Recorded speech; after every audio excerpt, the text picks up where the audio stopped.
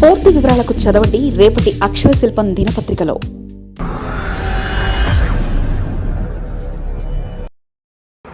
తెలంగాణపై కాషాయ జెండా. తెలంగాణలో చాప కింద నీరులా కమలం రాజకీయాలు. ఆర్ఎస్ఎస్ హిందూ సమ్మేళనాలతో వ్యూహాత్మక విస్తరణ. నిశ్శబ్ద విప్లవమా, ఎన్నికల వ్యూహమా? మారుమూల తండాల నుంచి గేటెడ్ కమ్యూనిటీల దాకా తెలంగాణ రాజకీయ తెరపై ఇప్పుడు ఒక కొత్త పరిణామం చోటు చేసుకుంది. పైకి ఎలాంటి హడావిడి ఆర్భాటం లేకుండా చాప కింద నీరులా కాషాయ ఎజెండా అమలవుతుందా అనే చర్చ జిల్లా రాజకీయాల్లో తలెత్తింది. రాష్ట్రంలో ఒక తరఫున రాజకీయ ప్రచారాలు, తిట్లు, ప్రతితిట్లు తీవ్రంగా సాగుతుంటే మరోవైపు నిశ్శబ్దంగా వ్యూహాత్మకంగా హిందూ ఐక్యత దిశగా అడుగులు పడుతున్నట్లు తెలుస్తుంది. రాష్ట్రీయ స్వయం సేవక్ సంఘ్ ఆర్ఎస్ఎస్ ఆధ్వర్యంలో రాష్ట్ర వ్యాప్తంగా జరుగుతున్న హిందూ సమ్మేళనాలు ఇప్పుడు రాష్ట్ర రాజకీయాల్లో హాట్ టాపిక్గా మారాయి. పైకి ఇవి కేవలం ధార్మిక, సామాజిక సమ్మేళనాలుగా కనిపిస్తున్నా అంతిమంగా రాబోయే ఎన్నికల్లో భారతీయ జనతా పార్టీకి రాజకీయంగా గట్టి లాభం చేకూర్చే దారులు ఎదురవుతున్నాయని రాజకీయ పండితులు విశ్లేషిస్తున్నారు. మారుమూల గిరిజన తండాల నుంచి మొదలుపెట్టి హైదరాబాద్లోని పాష్ గేటెడ్ కమ్యూనిటీల దాకా ప్రతి చోట ఈ సమ్మేళనాలు జరుగుతున్న తీరు ఇప్పుడు చర్చనీయాంశంగా మారింది. ఈ కార్యక్రమాల దూకుడు చూస్తుంటే రాష్ట్రంలో ఏదో ఒక నిశ్శబ్ద విప్లవం రాబోతుందా అనే సందేహాలు కూడా మొదలయ్యాయి. రాష్ట్రీయ స్వయం సేవక సంఘ్ ప్రస్థానం ప్రారంభమై 100 ఏళ్లు పూర్తవుతున్న సందర్భాన్ని పురస్కరించుకొని ఈ సమ్మేళనాలు గట్టిగా ఏర్పాటు చేస్తున్నారు. ఈ సమ్మేళనాల ముఖ్య లక్ష్యం హిందూ సమాజంలో ఉన్న కుల వివక్షతను తొలగించి అందరినీ ఏకం చేయడమని సంస్థ ప్రతినిధులు చెబుతున్నారు. సమాజంలో ఉన్న అంతర్గత విభజనను, కులభేదాలను అధిగమించి అందరూ ఒకటే అనే గట్టి సందేశాన్ని ఈ సభల ద్వారా ప్రజల్లోకి తీసుకెళ్తున్నారు. గడపలో ఒప్పవల మాత్రం కులం ఉండాలని, గడప దాటితే మనమంతా హిందువులనే నినాదాన్ని బలంగా వినిపిస్తున్నారు. తెలంగాణలో గల్లీ గల్లీలో, గ్రామాల్లో, గిరిజన తండాల్లో, ఆదివాసీ గూడెల్లో ఇప్పుడు కాషాయ జెండాలు, ఆర్ఎస్ఎస్ కార్యక్రమాలు పెద్ద ఎత్తున సాగుతున్నాయి. గతంలో ఆర్ఎస్ఎస్ అంటే కేవలం పట్టణాలకే పరిమితం అనే భావన ఉండేది. కానీ ఇప్పుడు ఆ వ్యూహం పూర్తిగా మారింది. మారుమూల గ్రామాలనే కాకుండా హైదరాబాద్లోని పెద్ద గేటెడ్ కమ్యూనిటీ హాల్లో సైతం ఈ సభలు, భజన కార్యక్రమాలు, ర్యాలీలు నిర్వహించబడుతున్నాయి. తెలంగాణ వ్యాప్తంగా ఇప్పటివరకు ఇలాంటి సమ్మేళనాలు 1000కి పైగా జరిగాయంటే ఆ వ్యూహాత్మక వ్యాప్తి ఎలా సాగుతుందో అర్థం చేసుకోవచ్చు.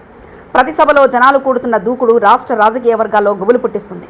ప్రతి సమ్మేళనంలో సుమారు 500 నుంచి 1000 మంది వరకు ప్రజలు పాల్గొంటున్నారు. ఈ సభలో ఆర్ఎస్ఎస్ నుంచి ఒక ముఖ్య వ్యక్తి, ఎవరైనా ముఖ్యమైన స్వామీజీ లేదా ప్రవచనకర్తలు, వారితో పాటు మహిళా సామాజిక కార్యకర్తలు ప్రసంగిస్తున్నారు. ఈ సభలను ప్రజల నుంచి, ముఖ్యంగా మహిళల నుంచి తీవ్రమైన స్పందన వస్తుందని ఆర్ఎస్ఎస్ ప్రతినిధులు వ్యక్తం చేస్తున్నారు. మహిళలు పెద్ద ఎత్తున ఈ కార్యక్రమాల్లో పాల్గొనడం వల్ల అది కుటుంబాలను గట్టిగా ప్రభావితం చేస్తుందని తెలుస్తున్నారు. పైకి ఇవి కేవలం హిందూ ధార్మిక కార్యక్రమాలే కనిపిస్తుందా? దీనివల్ల వచ్చే ఐక్యత, మార్పు అంతిమంగా రాబోయే అసెంబ్లీ ఎన్నికల్లో బీజేపీకి పెద్ద అడ్వాంటేజ్గా మారుతుందని రాజకీయ చతురులు అంచనా వేస్తున్నారు.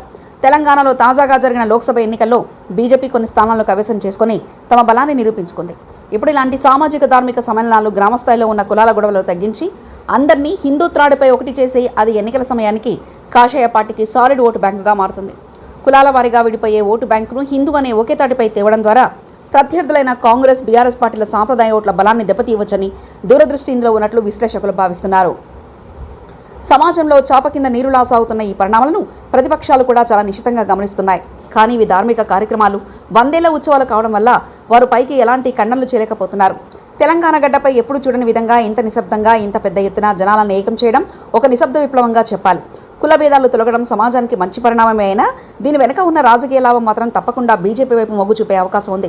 రాష్ట్రంలో రాజకీయ ప్రచారం ఒకవైపు ఉంటే ఈ ఆర్ఎస్ఎస్ సభలు మరొకవైపు జనాల ఆలోచన విధానాన్ని పూర్తిగా మారుస్తున్నాయి. కులాలను బద్దలు కొట్టి ఓట్ల రాజకీయాలను హిందూ ఎజెండా వైపు మార్చాలని చూస్తున్న ఈ కొత్త తరహా వ్యూహం ఏ స్థాయిలో సఫలమవుతుందో చూడాలి. రాబోయే రోజుల్లో అసెంబ్లీ ఎన్నికల్లో హిందూ సమ్మేళనాలు ఏ స్థాయిలో రాజకీయ కంపనాలు తెస్తాయో, కాషాయ కేతనానికి ఏమాత్రం బలం ఇస్తాయో ముఖ్యమైన అంశం. ఎందుకంటే స్థానిక సంస్థల ఎన్నికలు కూడా దగ్గర పడుతున్న ఈ తరుణంలో ఈ సమ్మేళనాలు గ్రాస్ రూట్ లెవెల్లో గ్రౌండ్ ప్రిపేర్ చేస్తున్నట్లుగా స్పష్టమవుతుంది. మరిన్ని కథనాల కోసం సబ్స్క్రైబ్ చేసుకోండి మీ అక్షర శిల్పం. పూర్తి వివరాలకు చదవండి రేపటి అక్షర శిల్పం దినపత్రికలో.